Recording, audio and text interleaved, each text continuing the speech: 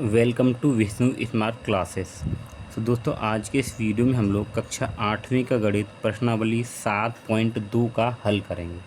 इससे पहले कि जितने भी वीडियो हम लोगों ने बना दिए हैं, प्ले लिस्ट में जाकर वो वाले वीडियो आप लोग देख लें। ठीक, तो ये जो प्रश्नावली है ना, ये किस चीज़ पर आधारित है? तो देखिए, ये आधारित है अंकित मूल्य और बट्टा और विक्रय मूल्य पर।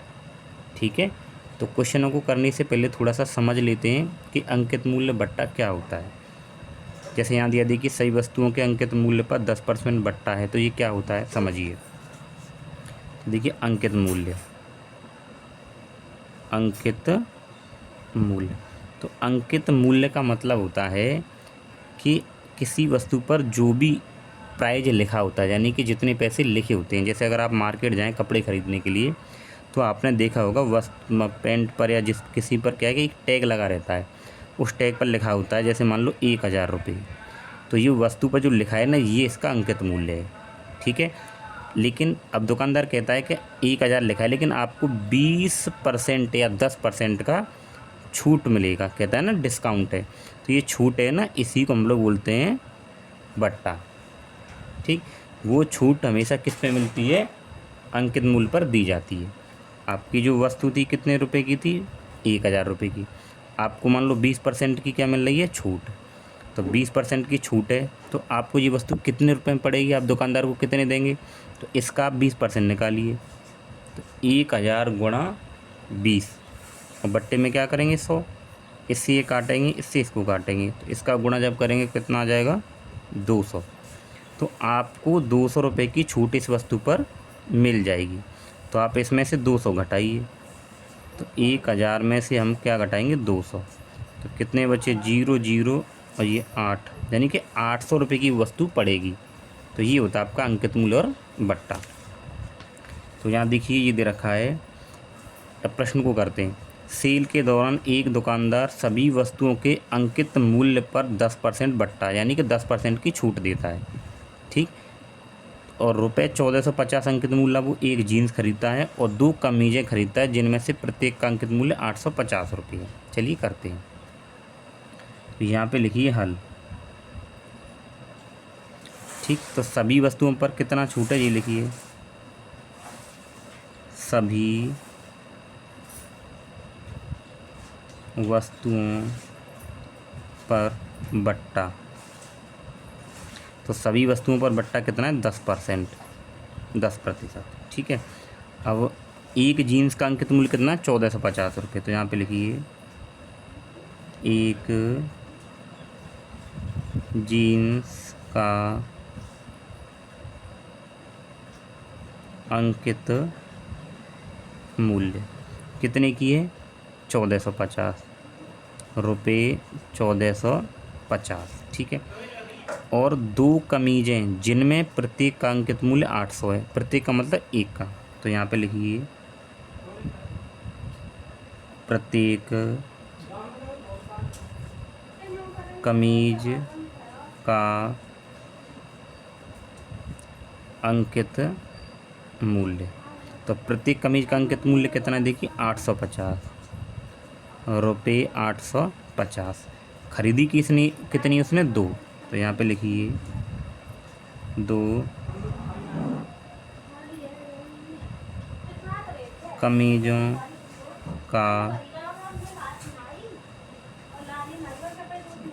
अंकित मूल्य।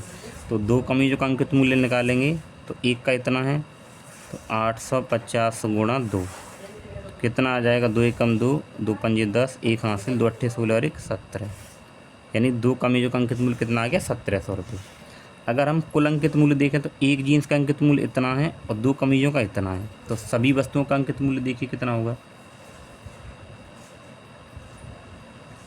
सभी का अंकित मूल्य, सभी का अंकित मूल्य क्या है? दोनों को जोड़ दीजिए। तो यहाँ पर 1450 और प्लस 1700। तो जब आप दोनों को जोड़ेंगे तो ये हो जाएगा आपके पास में 3150। यहाँ पे लिखिए रुपये, यानी कि 2 कमीज़ों का और एक जीन्स का कुल अंकित मूल्य कितना? 3150। अब सभी वस्तुओं पर आपको छूट कितनी मिल रही है? 10% की। तो आप इसका 10% निकालिए कितना आएगा। यहाँ पे लिखेंगे अंकित अंकित मूल्य पर बट्टा हमें कितना मिलेगा। अंकित मूल्य पर बट्टा, बट्टा मतलब छूट, ठीक है। तो क्या आएगा?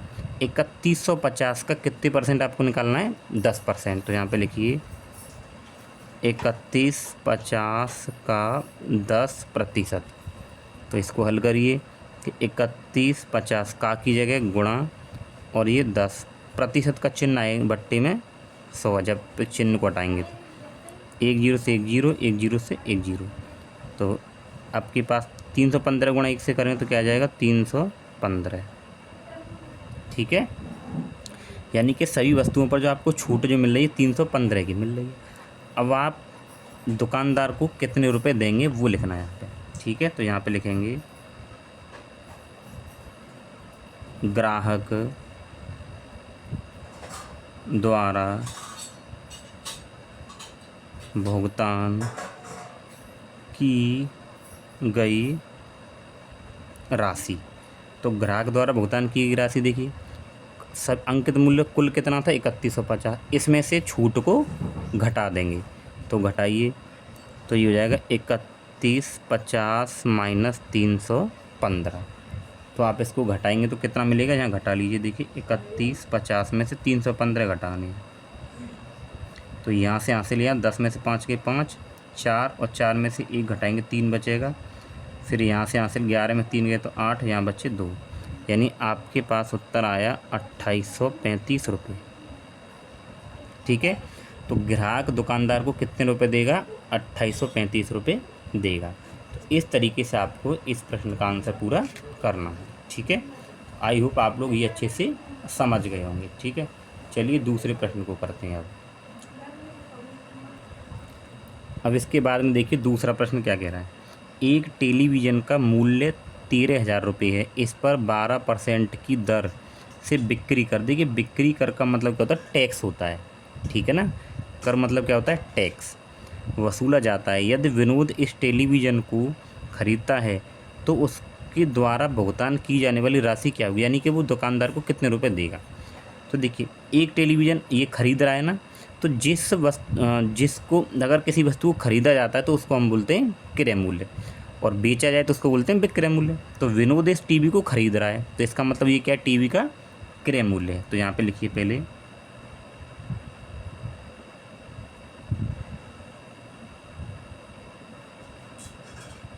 टीवी का क्रय मूल्य। तो टीवी का क्रय मूल्य अगर आप देखें तो कितना है? 13,000 रुपये, ठीक है। इस पर 12% की दर से बिक्री कर है। तो बिक्री कर मतलब होता है टैक्स, कर मतलब क्या होता है? टैक्स। तो बिक्री कर की जो दर कितनी है आपके पास में? बिक्री कर की दर है 12%।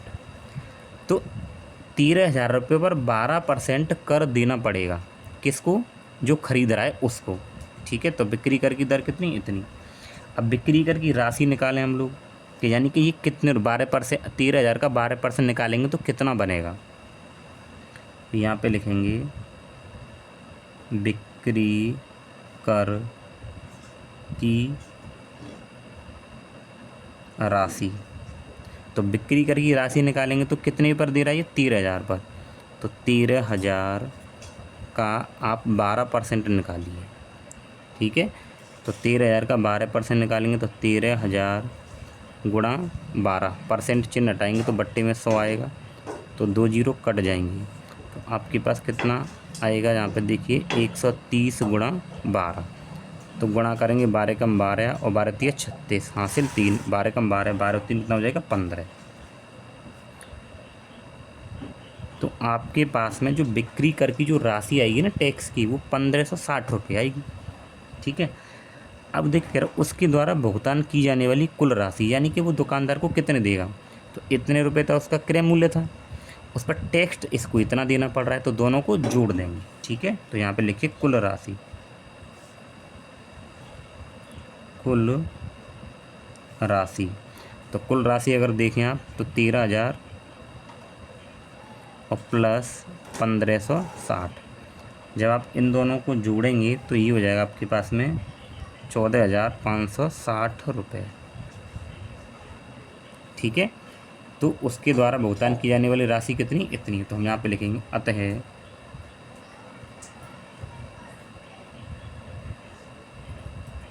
विनोद, अतः विनोद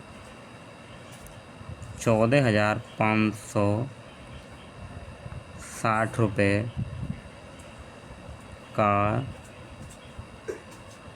भुगतान करेगा। ठीक है, बस इतना सा आसान था। इसके बाद में देखिए तीसरा प्रश्न। अब देखिए तीसरा प्रश्न क्या है।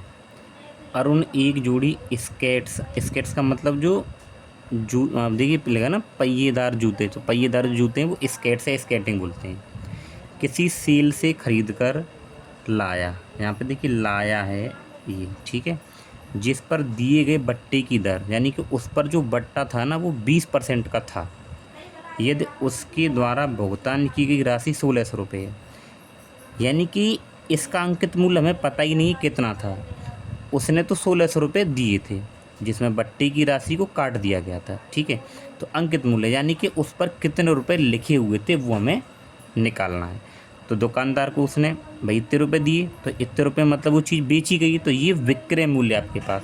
तो ये बट्टे की राशि अंकित मूल्य पूछा, यानी पहले उस पर कितना प्राइज पड़ा हुआ था वस्तु पर। ठीक है, चलिए निकालते हैं। आप क्वेश्चन को देखिए, समझ में आ जाएगा। तो यहाँ पे लिखिए हल। तो बट्टे की जो दर है वो क्या है, बट्टे की दर, तो बट्टे की दर है आपके पास में 20%। ठीक है, और ये भाई बेचा गया है ना, ये जूते बेचे गए हैं, तो बेचे गए हैं इसका मतलब क्या है, ये विक्रय मूल्य है। तो यहाँ पे लिखेंगे विक्रय मूल्य, विक्रय मूल्य। तो विक्रय मूल्य कितना है, 1,600 रुपये। ठीक है, पूछा है क्या, अंकित मूल्य, तो अंकित मूल्य निकालना है, अंकित मूल्य। तो अंकित मूल्य, इसके लिए एक सूत्र बता रहा हूँ वो आप ध्यान रखेंगे। ठीक है, तो यहाँ लिखना विक्रय मूल्य बराबर 100 माइनस बट्टे की दर, और पूरे के बट्टे में क्या लगाना है, 100 गुणा पे अंकित मूल्य, अंकित मूल्य। ठीक है, ये सूत्र हो गया। अब आपको विक्रय मूल्य कितना दे रखा, 1,600, बस आप इसमें लगा दीजिए बराबर 100 माइनस बट्टे की दर कितनी है, 20%। ठीक है, तो यहाँ पे परसेंट लें, केवल 20 लगाएंगे, बट्टे की दर क्या है 20, और बट्टे में क्या रखना है 100 गुणा अंकित मूल्य।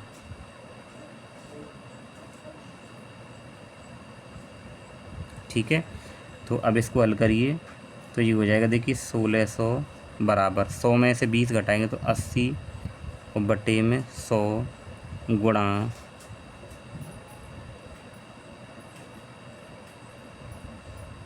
अंकित मूल्य।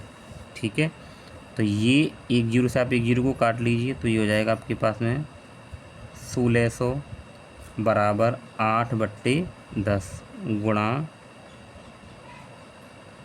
अंकित मूल्य। तो ये आप देख पा रहे हैं ना, तो ये किस में है, ये भाग में, तो इधर गुणा में चला जाएगा। तो 1,600 गुणा 10 बराबर, यहाँ पे क्या बचेगा, अंकित मूल्य, और यहाँ पे 8 हो रहा है। ठीक है, 8 गुणा अंकित मूल्य। अब हमें अंकित मूल्य निकालना है, तो ये गुणा में, तो ये भाग में चला जाएगा। तो 1,600 गुणा 10 बट्टे, ये कहाँ पे आ जाएगा, नीचे, और बराबर हो जाएगा अंकित मूल्य। तो 8 दूनी 16। ठीक है, तो ये हो जाएंगे 200, 2 के पीछे 2 जीरो, 200 गुणा 10 गुणा 10, तो ये क्या निकल के आ जाए, अंकित मूल्य। तो गुणा कर देंगे तो क्या आ जाएगा 2000, और ये क्या आ गया आपके पास में अंकित मूल्य। ठीक है ना। तो ये आपके पास में जो जूते थे ना उनका अंकित मूल्य कितना आ गया 2000 रुपये। आप इसको लिख दिए अंकित मूल्य बराबर 2000 रुपये। ठीक है, तो यहाँ पे लिखना अतः एक जोड़ी स्केट्स का अंकित मूल्य 2000 रुपये होगा। ठीक है, तो ये बिल्कुल आसान तरीके से हम लोगों ने कर लिया। तो आपको ये जो सूत्र है ये याद रखना है, ये वाला। ठीक है, अंडरलाइन कर देता हूँ मैं ये। तो ये सूत्र आपको ध्यान रखना है, विक्रय मूल्य बराबर 100 माइनस बट्टे की दर बट्टे 100 गुणा अंकित मूल्य। ठीक है, चलिए आगे वाला प्रश्न देखते हैं। अब इसके बाद में दे रखा है, देखिए चौथा प्रश्न। तो चौथा प्रश्न क्या है, मैंने एक हेयर ड्रायर 8% वेट मतलब क्या, यहाँ पे वेट मतलब होता है टैक्स, टैक्स मतलब कर। ठीक है, सहित 5400 रुपये में ख़रीदा। यानी कि इसने हेयर ड्रायर ख़रीदा है तो उसमें टैक्स इसने दिया है 8% का टैक्स देकर इसको इतना ख़रीदा है। ठीक है, वेट को जोड़ने से पहले इसका अंकित, इसका जो मूल्य था वो क्या था, यानी 8% टैक्स जोड़ने से पहले ये जो हेयर ड्रायर कितने रुपए का था ये उसने पूछा है। ठीक है, तो देखिए ये क्या है, इसने ख़रीदा है, तो जो चीज़ खरीदी जाती है उसको बोलते हैं हम लोग क्रय मूल्य। तो यहाँ पे लिखेंगे हल।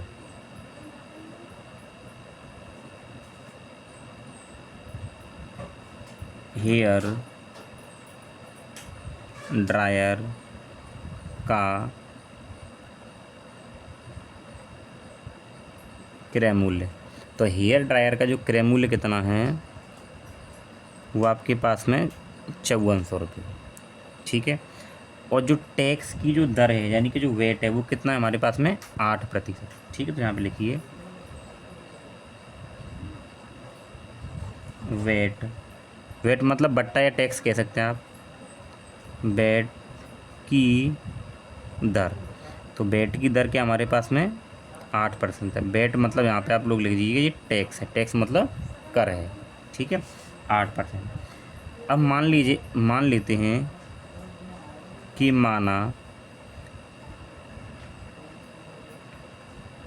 हेयर ड्रायर का अंकित मूल्य हमें पता ही नहीं, तो हम लोग मान लेते हैं 100 रुपये। ठीक है, तो इसका हमने अंकित मूल्य क्या मान लिया 100 रुपये। ठीक है, अब हम ये निकाल लेते हैं जो वेट है उसकी दर क्या आएगी। तो देखिए वेट की दर निकाल लेते हैं, वेट राशि निकालते हैं। क्या निकालते हैं, वेट राशि, क्योंकि दर तो दे रखी है। तो वेट राशि किस पे, तो वेट किस पे लगता है हमारे पास में हमेशा अंकित मूल्य पे लगता है। तो x अंकित मूल्य है, तो गुणा कितने परसेंट है 8%, तो ये जाएगा 8/100। तो बराबर इसको मैं अगर हल करूँगा तो देखिए ये हो जाएगा कि 4 से काटूँगा, 4 दूनी 8, 4 से हो जाएगा ये 25 बार, और 2 का गुणा 1 से करेंगे हो जाएगा 2x/25। ठीक है, तो वेट की राशि इतनी आ गई। अब अगर हम कुल राशि की बात करें तो कुल राशि बराबर हमारे पास में क्या होगा कि अंकित मूल्य और प्लस बट्टा या वेट राशि। अंकित मूल्य प्लस वेट राशि। तो कुल मूल्य आप देख पा रहे हो ना, कुल उसने कितना रुपये दिया है 5400 रुपये, तो कुल 5400 हो जाएगा। ठीक है, बराबर अंकित मूल्य क्या है हमारे पास में x है, वेट की राशि आपने निकाली है, देखिए यह है 2x, और बट्टी में कितना आया है 25। बस आपको इसको हल करना है, तो ये आ जाएगा 5400 बराबर, इसके नीचे 1 मानेंगे, एलसीएम लेंगे 25। अभी 1 का इसमें भाग करेंगे 25 बार, और 25 गुणा इससे करेंगे तो 25x और प्लस 25 का भाग 25 में 1 बार, तो ये आपके पास आ जाएगा 2x। तो ये आपके पास हो जाएगा 5400 बराबर 25 और 2 कितना हो जाएगा 27x और बट्टी में 25। ठीक है, तो अब ये भाग में इधर गुणा में जाएगा, तो 5400 गुणा 25 बराबर 27x। अब देखिए ये हो जाएगा 5400 गुणा 25, ये x गुणा में तो इधर भाग में आ जाएगा और यहाँ पे क्या बचेगा x। 27 दूनी कितना होता है 54, तो यहाँ पे बचेगा 200 गुणा यहाँ पे कितना है 25 बराबर x। ठीक है, तो गुणा करिए, देख 0 0 और 25 दूनी 50, ये आ गया x। तो x का मान ये आ गया। तो x आपने क्या माना था, x आपने माना था अंकित मूल्य। ठीक है, तो यहाँ पे हम लोग लिखेंगे अतः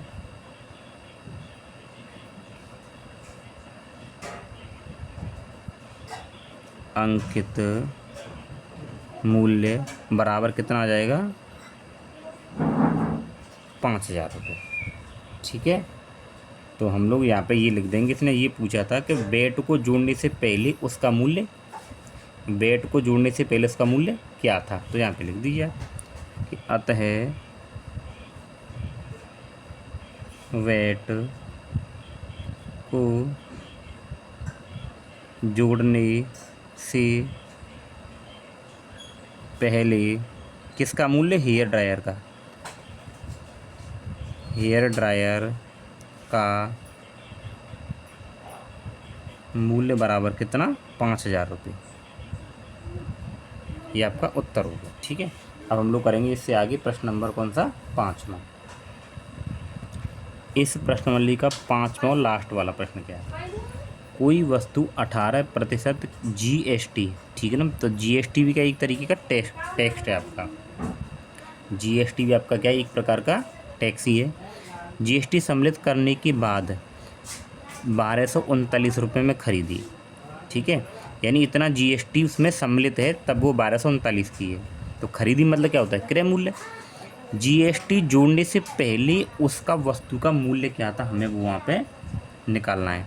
तो वस्तु का मूल्य तो अंकित मूल्य होता है, वही हमें निकालना है। तो यहाँ पे लिखिए हल, बहुत ही आसान प्रश्न है। तो अगर हम लोग यहाँ पे देखें कि इतने में खरीदी, और जो खरीदा होता है उसको हम लोग बोलते हैं क्रय मूल्य। ठीक है, तो यहाँ पे लिखिए वस्तु का क्रय मूल्य। तो वस्तु का जो क्रय मूल्य वो क्या आपके पास में ₹1239। ठीक है, अब GST की जो दर है वो कितनी आपके पास में, तो यहाँ पे GST, तो आप यहाँ पे ऐसे भी लिख सकते हो GST, तो कितने परसेंट है वो 18% है। ठीक है, अब हम लोग यहाँ पे जो पूछा है वो निकालते हैं। तो यहाँ पे मान लीजिए कि माना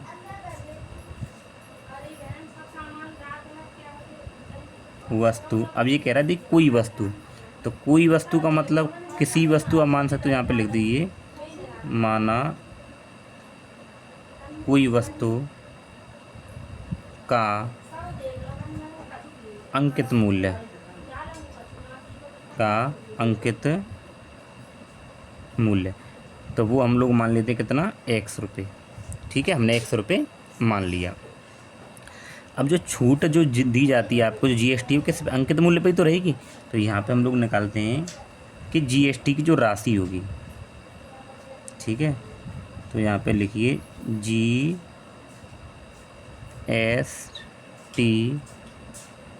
की राशि। तो GST की जो राशि होगी तो वो किस पे दी जाए, जो GST किस पे दिया जाएगा, यानी कि अंकित मूल्य पे ही बट्टा दिया जाता है। तो बट्टा ही आपका क्या एक तरीके से यहाँ पे GST है। तो X गुणा कितने परसेंट है 18%, यानी अंकित मूल्य का 18%। तो X गुणा 18 और बट्टे में क्या लगाएंगे 100, इसको जब हल करेंगे तो ठीक है, तो ये हो जाएगा पास 18x बट्टे कितना 100। ठीक है, अब लिखिए यहाँ पे कुल राशि। तो कुल राशि क्या होगी आपके पास में कि जो अंकित मूल्य है वो और इसमें टैक्स की राशि वो। तो अंकित मूल्य X है और टैक्स की राशि यानी कि GST की राशि क्या है इतनी। यहाँ पे लिखिए अंकित मूल्य प्लस GST,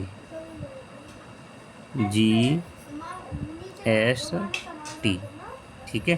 तो कुल राशि हमारे पास में उसने कितनी दे रखी है, 1239 रुपये, 1239 बराबर अंकित मूल्य हमारे पास क्या है, x है, और प्लस GST की राशि हमारे पास कितनी आई है, ये आई है 18x/100। इसको हल करिए तो 1239 बराबर, इसको अगर देखिए हल करते हैं, 2 से काटूंगा मैं, तो ये देखिए 2 नाम 18 और 2 से कटेगा 50 बार, तो ये हो जाएगा x प्लस ऊपर क्या आएगा 9x और बट्टी में यहाँ से 50। तो इसको अगर हल करेंगे तो 1239 बराबर ये इधर चला जाएगा, तो ये हो जाएगा 50x ऊपर 9x और बट्टी में 50, ठीक है। ये 9 है, ध्यान रखेंगे। तो ये किस में भाग में, इधर गुणा में जाएगा, तो 1239 गुणा 50 बराबर, इन दोनों को जोड़ेंगे तो कितना हो जाएगा, 59x हो जाएगा। कितना हो जाएगा, 59x, ठीक है। x निकालना तो ये भाग में आ जाएगा, तो 1239 गुणा 50 और बट्टी में कितना आ रहा है, 59 और बराबर x, ठीक है। अब देखिए अगर मैं 59 से और इसको काटूंगा तो ये कटेगा 21 बार, ठीक है। आप भाग करके देख सकते हो, 59 21 बार कट जाएगा, तो यहाँ बचेगा 21 और गुणा 50 बराबर x। इसका मैं गुणा करूँगा 0, 5 एकम 5 और 5 दूनी 10 बराबर x आ गया। तो x हमने क्या माना था, x हमने माना था वस्तु का अंकित मूल्य, ठीक है। तो हम लोग यहाँ पर लिख सकते हैं, तो x बराबर तो आपके पास ये आ गया। लेकिन ये पूछ क्या रहा था कि GST जोड़ने से पहले का उस वस्तु का मूल्य क्या होगा। देखिए ये पूछ रहा था GST जोड़ने से पहले का उस वस्तु का मूल्य क्या होगा, तो यहाँ पे आप लिख दीजिए, अतः GST जोड़ने से पहले वस्तु का मूल्य बराबर कितना होगा, 1050 रुपये, 1050 रुपये, ठीक है। तो ये हो गया इस प्रश्नावली का पूरा सॉल्यूशन, ठीक है। तो साथियों अगर आपको वीडियो अच्छा लगा तो वीडियो को लाइक करें, और चैनल पर नए हैं तो आपको सब्सक्राइब जरूर करें, ठीक है ना, क्योंकि आप क्लास 8 में हैं, तो हम लोग क्लास 6, 7, 8, 9 और 10 तक के मैथ और साइंस की वीडियो बनाते हैं। तो आप 10th क्लास में भी हमारे से ये गणित और साइंस पढ़ सकते हैं, इसलिए आप चैनल को ज़रूर सब्सक्राइब करें।